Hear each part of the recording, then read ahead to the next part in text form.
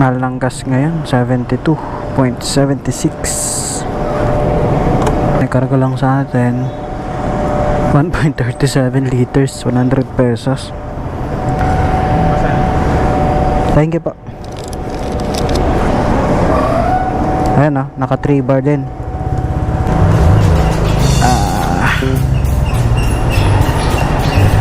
Maulang morning, lang afternoon sa inyo mga katribo. So dito tayo ngayon sa Concepcion, Tarlac. At napaka busy ng kalsada dito.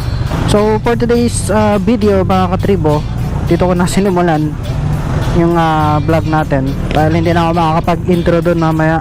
Ewan ko, basta dito ko na lang sinimulan.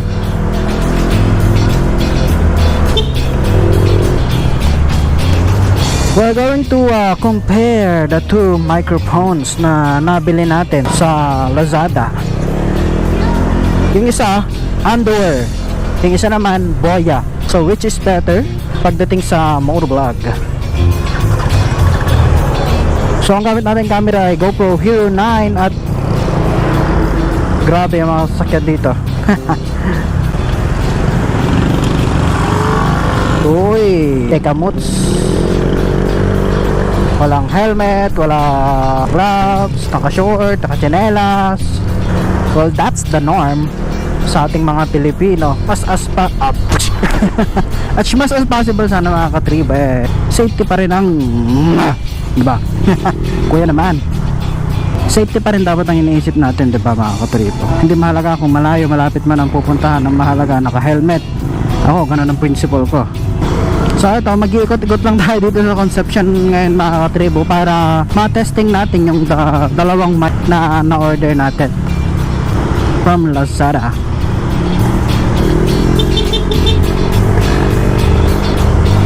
Bira. Uy, nakabukas yung bag natin mga katribo.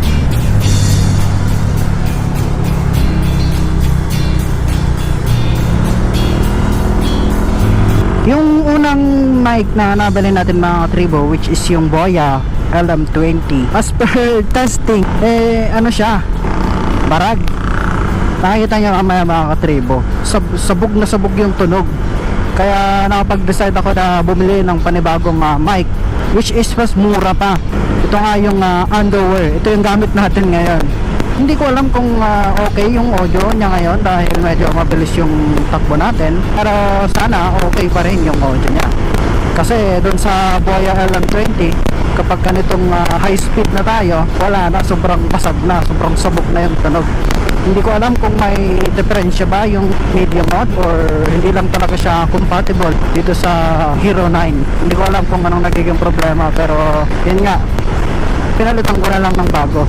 So ito, itong daan na to mga katribo, kapag galing nga ng Concepcion papunta na to ng La Paz, dito yung maraming daan na bako-bako. Uy, ano yun? Ang bilis ng kuliglig. Kita nyo ba yan mga katribo? Ang bilis ng kuliglig. Ayan, bako-bako. Tapos bigla-bigla na lang mga sumusulpot yung mga tricycle sa intersection, kaya nakakatakot mag-drive dito. Ayan, tingnan nyo naman yung daan. Ayan. So kamusta naman yung audio mga katribo nitong Underwear? Hindi ko alam kung ano yung specific na pangalan. Grabe yung bako dito. So kamusta naman? Okay ba? Malinaw ba? Once ko lang ito testing yung Boya LM20 dahil yun nga, sobrang basag. Kaya pagpasensya nyo na mamaya kung medyo hindi maganda yung tunog o yung audio natin. Woo! Bira. Pwede namang hindi siguro magbibilis, diba?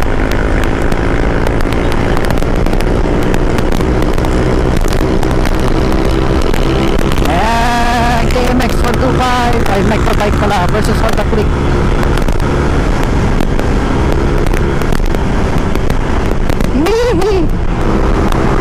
Sideways na ang tira mga katribo. Woo! Lambot ng gulong sa likod.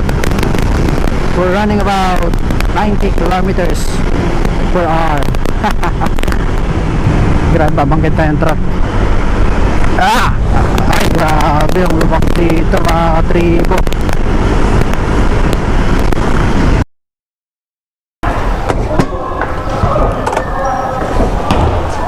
Alrighty.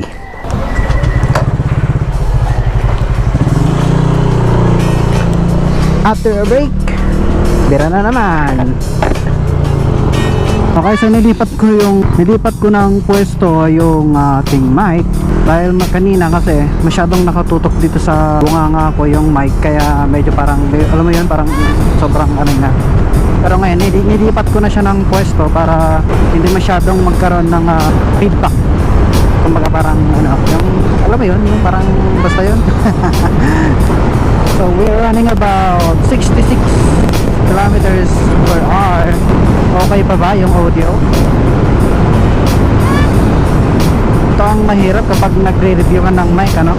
Hindi mo agad maririnig kung ano yung output ng mic dahil kailangan mo munang huminto para marinig yung output o yung tunog ng mic.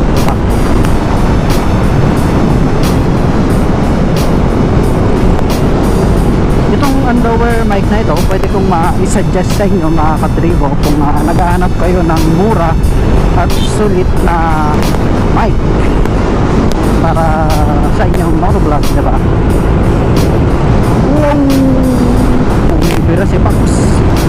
Grabing lubak ang daan dito mga katribo, kasi sobrang lubak talaga ng daan dito sa part na to ng Concepcion Tarlac. Dito sa helmet na to mga katribo, itong KYT NFR, ayan, masyadong rinig yung mid noise, kaya feeling ko yung mic natin ngayon sabog na ang tunog. Pero sana hindi, para hindi naman masayang yung pinambili natin dito.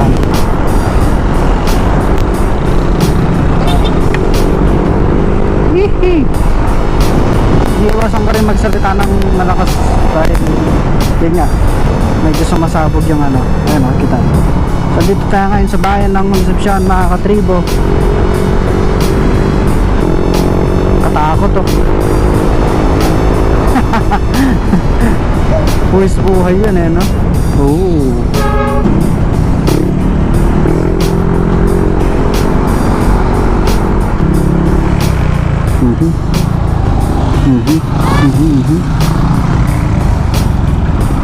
Yan o, I love Concepcion Tarlac. Yuhuu. Ayan yung munisipyo nila. Ayan na, ito yung parang park nila dito sa Concepcion. Dati ang dami-daming nagbebenta dito. Ngayon dito sila ngayon nagpunta. Ayan o, food trip. Anong masasabi nyo dun sa mic natin mga katribo? Okay pa ba yung audio? Parang feeling ko hindi siya okay kapag medyo mabilis yung takbo natin. Pero sana okay pa rin ang mga susunod na vlogs natin. Kasi ito na yung gagamitin nating mic talaga kapag nagbo-vlog tayo.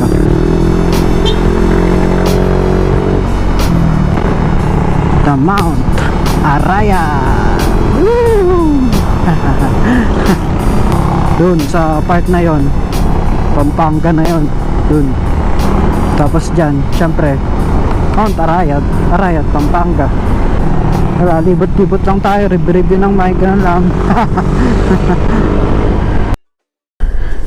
Sinabi ko kanina, andito yung dalawang mic para sa motovlog natin. Ayan, kita nyo ba mga katribo? So sino ba ang mas maganda sa kanilang dalawa? So bali ang gamit ko ngayon ay itong Boya LM20. So dun sa mga first na clips kanina, itong underwear ang gamit natin. So ganito lang yung packaging nya. Mas maganda yung packaging ng Boya dahil nakakarta na yan, no? Tapos itong underwear, ito lang, ganito lang siya. So ito ay 500 pesos, tapos ito ay nasa around 250. So half the price tong underwear na to. So kamusta naman yung audio nya, no, mga katribo? So subukan natin pag tumatakbo naman tayo mga katribo, kung kamusta yung audio nitong Boya LM20. Okay ba siya sa underwear? Let's go!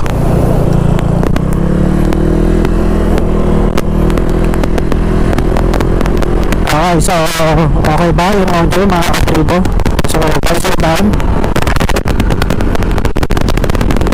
Bilisan natin pa.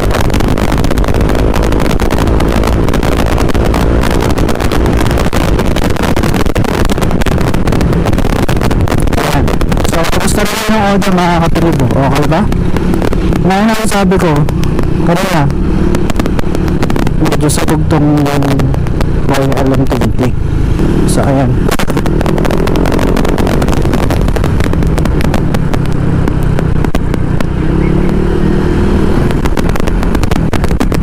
Ayan, so mic test. Okay ba ba yung audio ng Boya LM20? O sabog na? Sabi ko sabog na yan ito eh.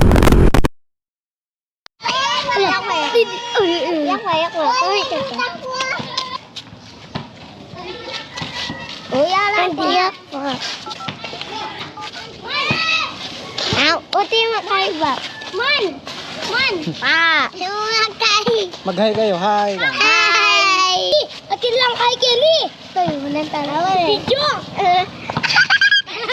Ilang mo kuya? Ay, tidak na pa. Video riliw-iliw. Oh, babay na kayo, babay. Bye! Bye-bye! Bye! Bye po! Bye!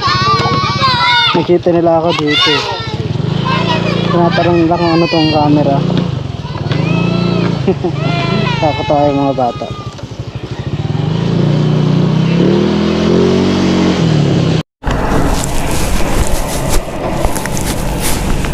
Alright. So ito, binalik ko na yung underwear mic natin mga katribo. What's up? Ayusin lang natin dahil dapat hindi siya masyadong nakadikit sa bunganga para hindi masyadong sabog yung audio. Nakita nyo naman yung pagkakaiba ng dalawang mic natin mga katribo. Gagawin kong setup na lang mga katribo is kapag nag-vlog ako na hindi tumatakbo yung motor, ang gagamitin nating mic is yung Boya LM20. Kapag tumatakbo tayo, itong underwear ang gagamitin natin. So nakapix na tong underwear dito sa helmet natin para just in case na mag-vlog tayo, nandito na kagad siya. So final verdict, so which is better? Ano bang mas maganda? Underwear mic or the Boya LM20? Comment down below kung ano yung mga masasabi nyo dun sa vlog natin ngayon mga katribuhan. Maraming salamat sa nakatapos ng video. Kung napadaan ka sa channel na ito, maraming salamat sa iyo dahil pinalaan mo yung konting oras mo para mapanood ang vlog na ito. Alam ko hindi pa ganun karami yung mga subscribers ko, pero one day marami rin yan, tiwala lang, basta sisipagan. So yun, inabot na tayo ng hapon mga katribo. So yun mga katribo, so salamat sa panonood. And kung nakaabot ka man sa part na ito ng vlog, please comment down. Ayun, TV lang malakas. So yun, nakatulong tong mga video na ito sa mga katulad ko na aspiring motovlogger. Wala pa tayo mga travel ngayon, gawa ng medyo busy pa tayo. Pero kapag nagkaroon tayo ng time, kagrab natin. Sometimes you need to relax din talaga. We're not born to be perfect. Kaya kung magkakaroon man tayo ng mga pagkakamali sa buhay, ganun talaga, that's life. Nobody's perfect, ika nga, diba? Yan ang iiwan ko sa inyong word of wisdom mga katribo. So dito ko na tatapusin ang ating vlog. Kita-kita tayo sa susunod mga katribo. Ciao! Slow down, 15 kph. So which is better mic? Boya LM20 or the underwear mic?